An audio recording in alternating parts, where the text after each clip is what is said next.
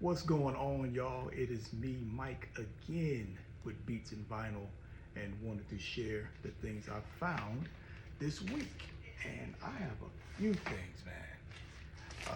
Actually more, but I didn't want to have to pull all of them out. So let's go through it. And shout out to the usual suspects, Mad Jack, Jampac, good old eBay, and Repo Records. Shout out to them.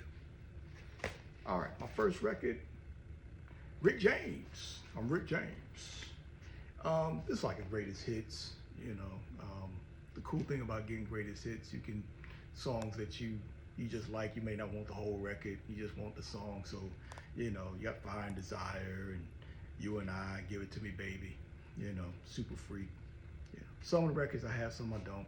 So this is kind of a good stopgap.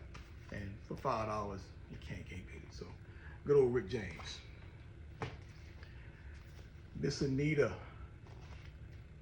Giving You the Best That I Got. This was her third record after, I think, I forget the name of the first one. Second was Rapture. So we got this one.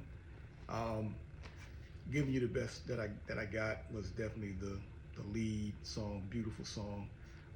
Just Because was my favorite off this album. So I'm still looking for a composition. That's kind of I wouldn't say it's a hard record to find, but it's been kind of eluding me. So I'm quite sure I'll find it at some point, but I was happy to find this.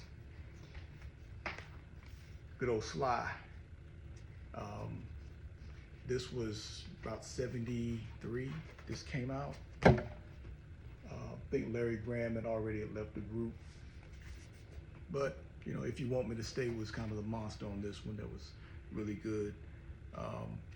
Yeah, can't go wrong with Sly.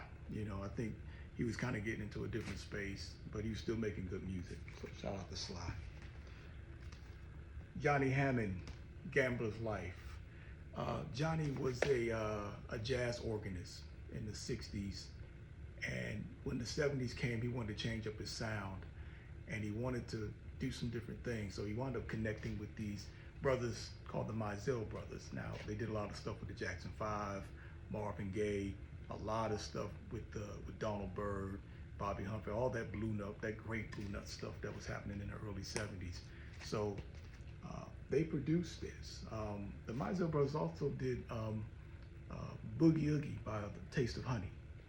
So that's probably their most known production, but they did a lot of great things. Love Ballad with LTD.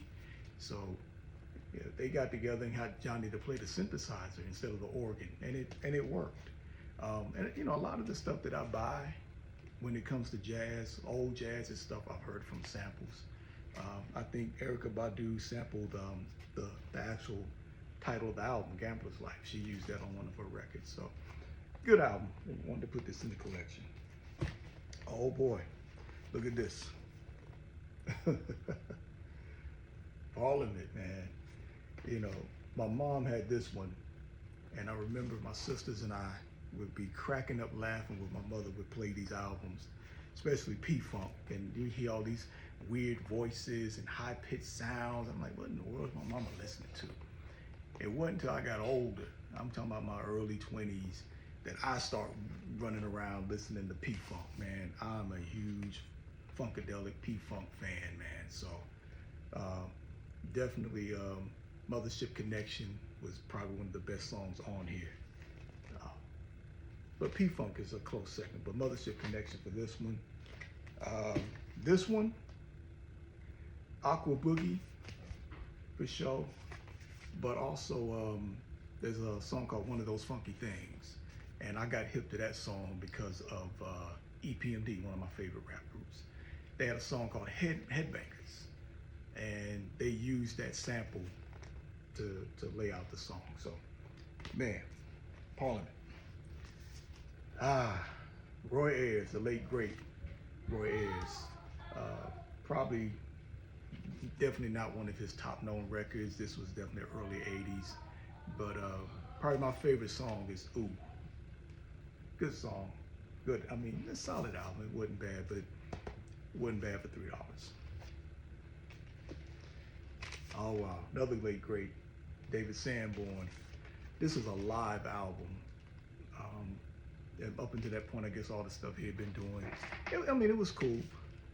Probably my favorite song is probably one of my favorite David Sanborn songs is called "Run for Cover."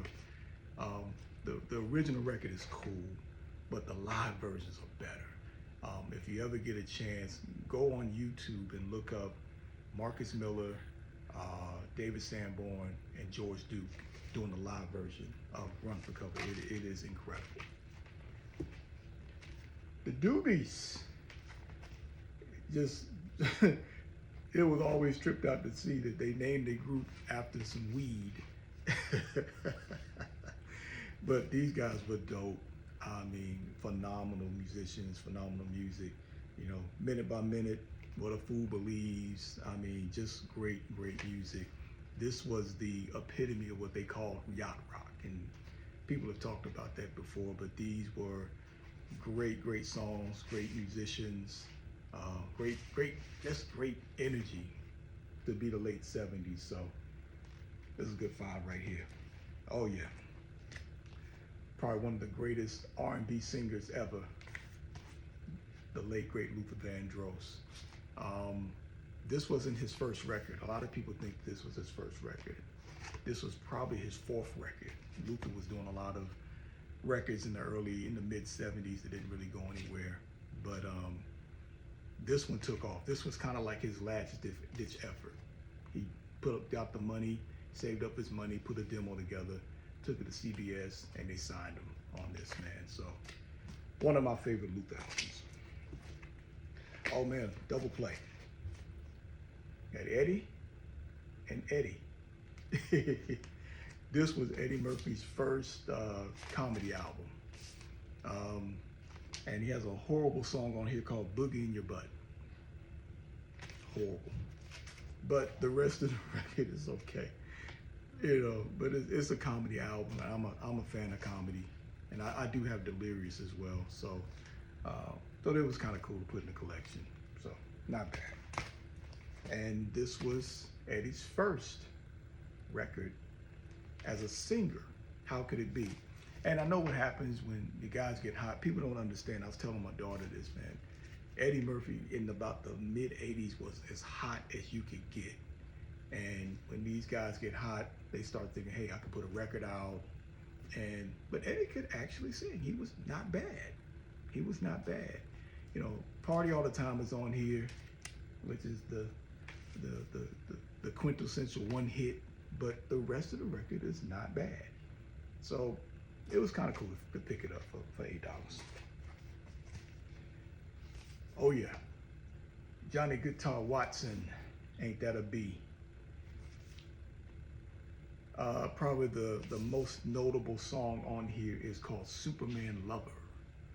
If you've ever seen the movie Roll Bounce, when Sweetness is coming into the skating rink and you hear Sweetness, Superman Lover is what they're playing in the background. So yeah, great old Johnny. Miles, hey, just because it's Miles, no explanation, no need to even talk about it. It's just Miles Davis. You see it, you pick it up. Oh wow, this one, Cannonball Adderley. This was definitely released in the early 70s, and this was at the time where everybody was really getting into astrology.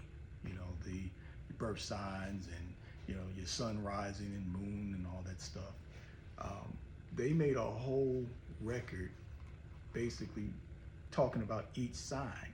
So everything from Aries, Taurus, Gemini to Aquarius. Excuse me. So it really was a whole album dedicated to your astrological signs, and they got like little charts and graphs in here. It was really different. So, and I was kind of cool to pick this up. So, I'm a Taurus, by the way. I just had a birthday last week, so shout out to all the Tauruses out there. Go Bulls. Idris Muhammad, man, I was so happy to get this album, and I've been looking for it for a while. My dad actually has this, but this is if you want to look about jazz in the 70s, the Creed Taylor era, this is it. You got pretty much Idris on drums, the late great Gary King on the bass, Bob James, who is still making great music at the age of almost 90. He's still out there doing his thing. But he arranged this album and wrote some of the songs. But my favorite song is Peace of Mind. But Idris was just an incredible drummer. And drummers don't have to be somebody that's just super busy doing a lot of fills and tricks. He just stayed right in the pocket. Just did everything crisp. And I just love this album, man. So this came out, I think, 74, so it's over 50 years old. So very happy to find this album. All right, Booker T and the MGs, Melting Pot. This is probably a known breakbeat, Melting Pot. For all the breakers out there, Big Daddy Kane used that song for a song he did called Another Victory on his not Long Live the King, what was that album? It's a Big Daddy thing. Yep. So this right here, Brothers Johnson, Winners. This was the first album that the brothers produced or did without Quincy Jones. Every album they did prior to that, Quincy Jones had helped or produced. So this was a whole solo effort, and it was pretty good. You can hear the Quincy influence in there. And the reason why Quincy didn't produce this album was he was working on a little record called Thriller. You might have heard of it. Sold like a gajillion copies. But that's why they didn't produce this album. And, you know, life goes on, and they I think they did one more record together, then they got to disband it. So, but Winners was a good album, really good. Kool and the Gang. This was their first record. This is not the original pressing. This is kind of a repress. I think it's a Japanese version. I'm not really a snob like that. I really don't care. As long as I like the record. I still can't wrap my brain around paying hundreds of dollars for these rare. I'm not there. I'm just not there. My budget's not there either. So, I mean, don't get me wrong. There are albums that I really want that may be on the pricey side, but it's just got to make sense for me to buy it. But this first Kool and the Gang, hey man, I'm gonna add it to my collection. I still can build out what I have. Oh wow, Kyle Jada. Kyle Jada is an incredible vibraphonist, jazz, a lot of kind of a bossa nova kind of feel.